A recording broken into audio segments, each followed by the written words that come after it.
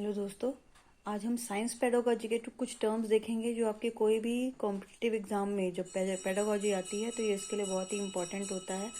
तो इसके कुछ मेन टर्म देखेंगे और इस टर्म को पकड़ के यदि आप चलेंगे तो आप खासकर सी टेट का जो एग्ज़ाम है जिसमें कि 15 नंबर की पेडागोजी आती है साइंस की, उसको आप बहुत अच्छे से कर पाएंगे।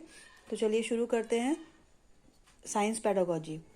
तो साइंस जो है वो लैटिन, साइंस वर्ड जो है वो लैटिन से आया है। लैटिन वर्ड है साइंस वर्ड जो है वो कैसा वर्ड है? लैटिन वर्ड है ना, जिसे कहते हैं साइंटिया। साइंटिया का मतलब होता है टू नो, मतलब जानने के लिए। ठीक है, तो साइंस है क्या? Science is a collection of the true facts. Science जो है वो ट्रू फैक्ट्स का, जो सत्यापित चीजें हैं उनका क्या है? कलेक्शन है। ठीक है, तो साइंस के बारे में हमने जान लिया कि एक्चुअल में साइंस है क्या। साइंस वर्ड जो है वो कहाँ से आया?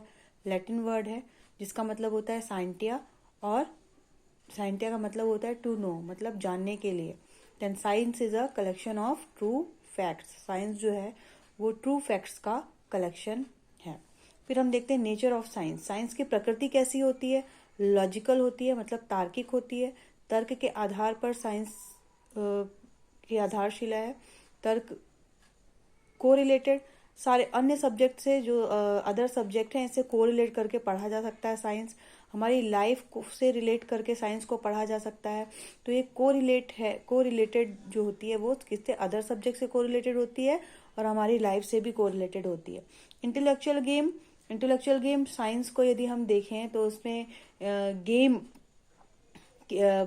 जब भी हम कोई ऑब्जर्वेशन करते हैं या कोई भी प्रैक्टिकल करते हैं तो एक गेम की तरह होता है। तो इंटेलेक्चुअल गेम।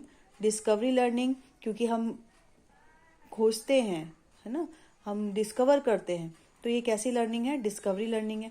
टेंटेटिव, साइंस जो है वो टेंटेटिव है, डेवलपमेंटल है, अस्थाई है, क्योंकि साइंस में कोई भी दिया गया तथ्य हमेशा स्थायी नहीं है। तो आगे जाके कुछ ना कुछ चीज़ उसमें बदल ही जाएगी, उसमें कुछ ऐड ही हो जाएगा या फिर उसमें कुछ रिड्यूस हो जाएगा। साइंस की जितनी भी सारी चीज़ें दी गई हैं, तो साइंस कैसा है? अस्थाई है। रिलायबल, विश्वसनीयता है, क्योंकि बहुत सारी चीज़ें हम डिस्कवर करते हैं, खोज करते हैं, ये लॉजिकल है, कॉन्सेप्चुअल है ना, तो ये कैसा होता है? विश्वसनीय होता है। वे टू नोइंग, जानने का प्रयास। हम इसमें क्या करते हैं? साइंस में जानने का प्रयास करते हैं, है ना। तो ये सब क्या हो गए? साइंस के नेचर। इन सब टर्म को यदि आप याद रखेंगे, है ना, तो इससे रिलेटेड, साइंस से रिलेटेड, पेडागोजी से रिलेटेड कोई क्वेश्चन है तो डेफिनेटली आपको कोई दिक्कत नहीं आएगी। इससे रिलेटेड हम कुछ क्वेश्चन भी करेंगे साइंस से रिलेटेड। अब आते हैं इसका उद्देश्य क्या है, साइंस पढ़ने का उद्देश्य क्या है। प्रैक्टिकल नॉलेज यानी व्यवहारिक ज्ञान। दूसरा साइंटिफिक एटीट्यूड, वैज्ञानिक दृष्टिकोण। अवेयरनेस, जागरूकता। क्रिएटिविटी, रचनात्मकता और जिज्ञासा। तो ये सब हैं इसके ऑब्जेक्टिव्स कि साइंस को पढ़ा क्यों जाता है। साइंस से हमें किसी भी चीज़ का व्यवहारिक ज्ञान होता है। साइंटिफिक एटीट्यूड यानी वैज्ञानिक दृष्टिकोण एक आता है कि किसी भी चीज़ को हम वैज्ञानिक तरीके से देख सके, है ना। जैसे कोई चीज़ उबल रही है, कोई जैसे पानी को हम उबालते हैं, पानी क्यों उबलता है? कितने डिग्री से में उबलता है? और जब पानी को लगातार हम इसे उबालते जाते हैं तो ये कम होता जाता है। ये क्यों कम होता जाता है? तो एक साइंटिफिक दृष्टिकोण हमारे अंदर आता है जब हम साइंस को पढ़ते हैं, और यही साइंटिफिक एटीट्यूड जो है वो हमको बच्चों के अंदर भी लाना है, क्योंकि पेडागोजी की बात हो रही है।